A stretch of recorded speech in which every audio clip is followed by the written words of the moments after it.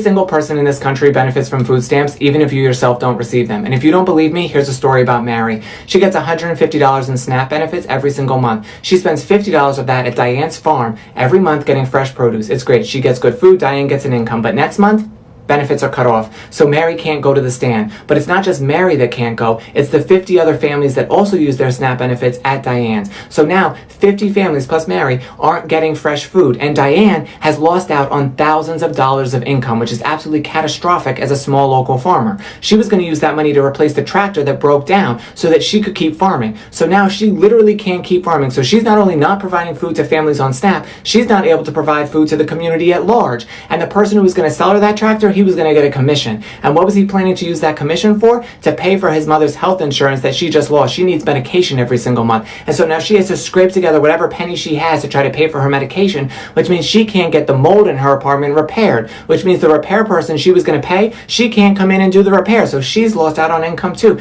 And the store that the repair person goes to buy things to make the repairs, they're seeing declining sales because people are making less repairs. So the store has less repairs, the repair person has less work, the mom doesn't have health insurance, he hasn't made a sale, she doesn't have a tractor, food isn't being made, people on SNAP aren't eating. Do you not see how it's all connected? Even if you don't have a shred of integrity that says, oh, I just want people to have food, I just want people to eat, do you not see how it's all, even if you don't have it in you to care about people just having food, can you at least see how programs like SNAP being shut down literally do affect you? As many of you know, over 40 million Americans are expected to lose their SNAP benefits effective November the 1st. November the 1st is coming right up, right here on Saturday. And this is going to affect so many different people. And I honestly believe, like, depending on how this situation goes, as far as the shutdown, how long this lasts, if states do not step in, I do believe that many people will perish. I feel like many people will perish, and I don't say that lightly, and I'm not saying this to fearmonger, but we have a severe food insecurity problem in the United States.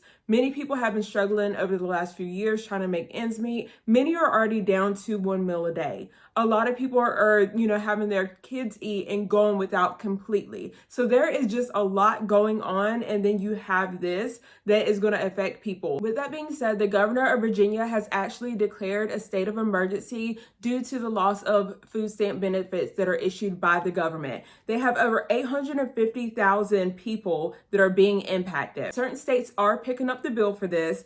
That state, Virginia, will pick up the bill for meal assistance. Now, they'll be able to step in and cover benefits for a while. This is not going to be like an indefinite thing. Also, in California, Governor Newsom has allocated $80 million to support food banks and deploy troops to assist with food distribution.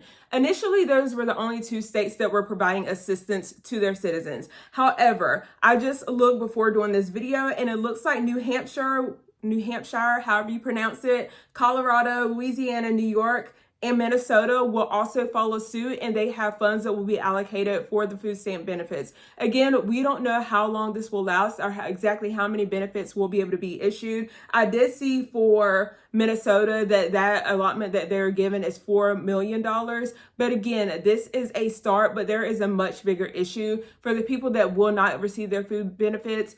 A lot of people are going to be going to food pantries. I think we all are very aware by now that the food banks are overrun, food pantries are overrun because you have had such a huge amount, like such an influx of people that need this assistance that, maybe didn't depend on it before. And you are seeing these food lines that are wrapped around the building. People are either in cars or standing outside. 116th in the food bank line. Let's see how long it takes and if we get any food. We are in this third line. This is the second line way down there, and the food's being distributed right over here. It looks like the second line is about pushed up all the way just to get food. If you guys are able to stock up, please make sure that you are stocking up. Utilize your resources. If you need to go in and bulk shop with people, then do that. If you need to go to Dollar Tree, yes, their prices are rising, but checking it out.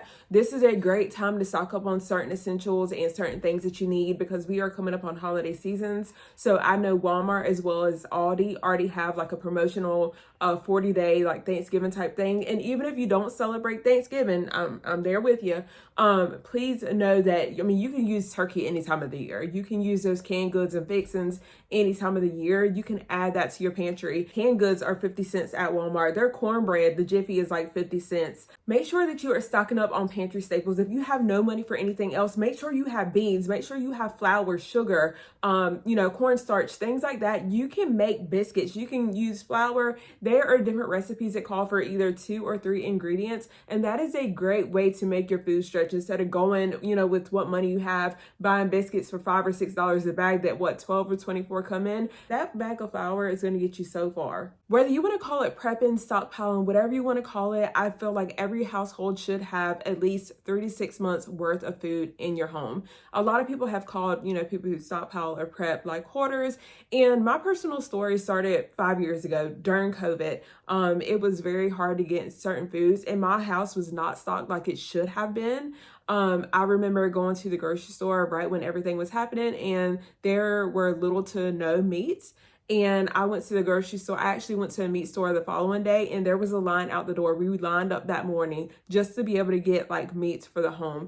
And that was a time when I'm like, I'm never going to go through this again. And ever since then, I've kept what I feel like is an adequate amount of food for my family. And there have been times where I back down, haven't prepped as much, and times where I kind of like re-up and stock up a lot. I'm saying this to say now is a good time to find your why, because a lot of people that, are struggling and having hard times, had they been putting back this food over several years, they would be in a better, situation. Like job loss is a thing. Job loss is happening. This is a reason why you do that. We have so many natural disasters that are happening. Like, yes, there's a possibility that you might lose it, but suppose you don't lose everything, and suppose your town is without power and without access to the grocery store. You have food in your home to get your family through a certain period of time. So that's just a few reasons, like illnesses, sicknesses come up, and you never know when you may be out of work. That's just a few of the reasons to do it. I do want to bring it to your attention that there is a rumor circulating, in case you have not heard, that November the 1st, Walmarts will be closed across the board with the exception of online pickup and delivery because of what's happening with the food stamps. Now, unless somebody has insider knowledge, I have not been able to find any information online that has been, stated by Walmart saying that they were going to close on November the 1st. Sometimes the thing about online is, while social media can be great, I think a lot of times people, just say stuff to get the ball rolling, to get the clicks and things like that, and it's not necessarily true.